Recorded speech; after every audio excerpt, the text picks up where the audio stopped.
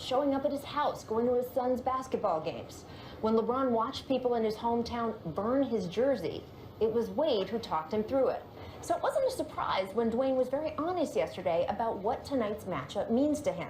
Quote, he said, "I won't be one of those cliche athletes to say it's just another game." He said, "I just enjoy it more. Simple as that. Great people bring out greatness out of you.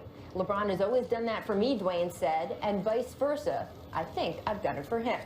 Now, guys, also yesterday, Wade noted that when LeBron came to Miami, it was he, Dwayne, who had to change his game so much. Even though just the season before, he had won the scoring title and he was the one with the NBA ring, and yet he had to adjust the most. How do you think, when you see this back and forth with them over all the years, they will have affected each other's legacies down the road? Tracy, I don't know if it really affects legacy. That's a dangerous word, legacy. Right. But here's what I know. These guys, no matter what they have pictures at each other's weddings. Yeah. They guys have 2 rings together, right? And I mean, legacy, Hall of Fame, whatever, those 2 rings mean more than anything you could ever say. I appreciate, though, as these guys' relationship continues to grow, they're like brothers.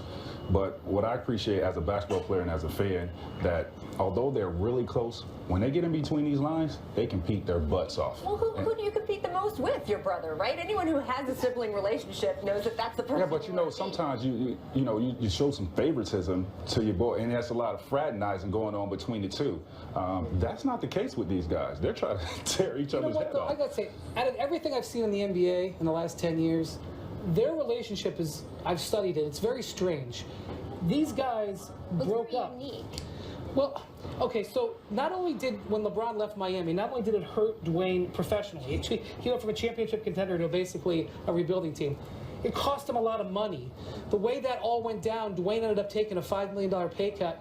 Who knows? He might have signed another max contract if LeBron stayed. He might be there now. If you cost me $5 million, if you cost me $50, I would be happy. I certainly wouldn't go to your wedding in 3 weeks, as what he did. And here's the other thing, Rachel. Sports Illustrated knew that LeBron was coming to Cleveland before Dwayne did. If you were my best friend, right, would you not, and you were on my team, right, would I not tell you? And that, Lee Jenkins knows everything. We gotta obviously. So I've asked him about it. I've asked Dwayne about this. I've asked LeBron about this. I've asked LeBron's reps. They just said, listen, we couldn't put Dwayne in that position. You know? But don't you think it's about the way that breakup happened? First of all, they do have this almost lifetime of friendship to build on, and so when you break up professionally, they knew that they weren't breaking up personally. But also the fact that they did ride on that airplane together back from Las Vegas to Miami. They did have a long heart-to-heart about it. If you compare that to, say, the Kevin Durant breakup with Russell Westbrook, where he didn't even pick up the phone to call Russ, right? That you have to think the way that breakup happened had an impact on what we're seeing play out now between Kevin and Russ and all of the back and forth and everything. I think it's the way you deliver the news. If you call someone and you talk to them man to man and you say, this is how I feel and this is how I got to move on, you would respect that from a teammate. In a relationship was, the most important thing. Communication is the key. My wife tells me that all the time. So with those guys, I'm sure there was open line communication and they talked things out. LeBron, told D Wade what he was thinking about doing. I mean, you have to respect that and be receptive of his decision. That wasn't the case with Kevin Durant and Russ Westbrook. However LeBron and Dwayne handled it, it must have worked because they've never been closer. I feel like they're closer now than they were when they played on the Heat together. I mean, there were a lot of nights, Rachel, especially the first couple of seasons in Miami, the first when they walked out of that locker room, there was cross eyes. Right. And now the two of them can't wait to see each other despite the breakup. So, however they handled it, they should write a book. It's the perfect relationship now because they've been through all those tough times together. They've had that bonding experience, but they are not dealing with he passed me the ball, he didn't give me the ball, he did that. They don't have to deal with that anymore. They just get to be friends, which is pretty great. And, when you do talk about legacies, I think they will leave a legacy in the NBA, not just the 2 rings that they helped each other earn, but this idea of guys playing together, kind of taking some ownership of their free agency. I think before, a lot of guys would just sort of look at it singularly and say, which is the best best team for me, which is the best team for me.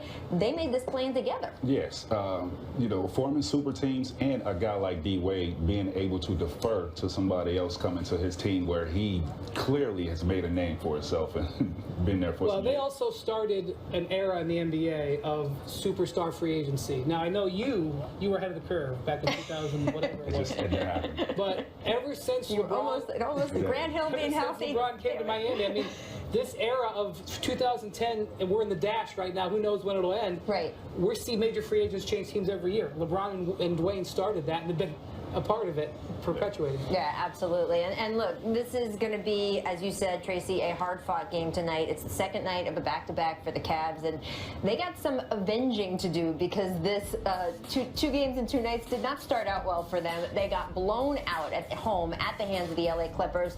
LeBron just had 16 points. He had 5 turnovers. The whole team, right, looked at a sink. They just had a hard time keeping up with the Clips' energy. It was Cleveland's second straight loss. They also lost to Milwaukee, and Ty Lue pulled the starters with 7 minutes to go. How big a deal, Tracy, is that loss last night to you? I don't think it's a big a deal at all. I think this is more about the Clippers coming in there and getting a victory, losing 3 straight games. I think, you know, Doc's team got the message of, you know, his ballistic outburst that he had in Brooklyn. I'm not worried about the Cavs at all. They're in the Eastern Conference. They're clearly the best team in the Eastern Conference. Yeah, they would like to play better coming off a loss in Milwaukee. It didn't happen. They got a chance to redeem themselves tonight here in Chicago. There was a lot of anomalies in that game last night. Blake Griffin had a career high in assists, 11 assists. Kevin Love, he had 9 rebounds in the first quarter on Tuesday. He didn't even have a rebound till the third quarter last night. So it wasn't like something you're going to see over and over. Right. To me, let's see how the Cavs play tonight. This is the first real challenge they've had this season. They've been going along a little merry-go-round. Now it's time for them to show that they can rebound. Is this, though, a measuring stick? Because, look, we always say, hey, the Cavs are the class of the Eastern Conference. You have this Western Conference team that comes in here that a lot of people think will end up in the Western Conference Finals, could even threaten the Golden State Warriors. I would think that is a game that would be marked on the calendar, and they weren't playing with the energy that looked like it. I don't know if it was a measuring stick for the Bulls tonight against the Cavs. That's part of it. They're not. I don't think they're playing their best basketball right now, so I can't consider that being a measuring stick. You know. Look, it's a national TV game, okay? We got countdown coming from here tonight. We got special guys wearing special uniforms to the game. We'll talk about it later on. It's a big game. So let's see them deliver in a big game. I know it's just December, but play like the champs. Yeah, absolutely. And I want to ask you about the other side of that big game is the Bulls, right? And because the Bulls do see themselves as a competitor to the Cavs in the East. I know a lot of people just give the Cavaliers the Eastern Conference. The Bulls think they have a team here that could challenge. And look, LeBron has almost been felled by this Bulls team, whether he's been with the Heat or been with the Cavs at several times.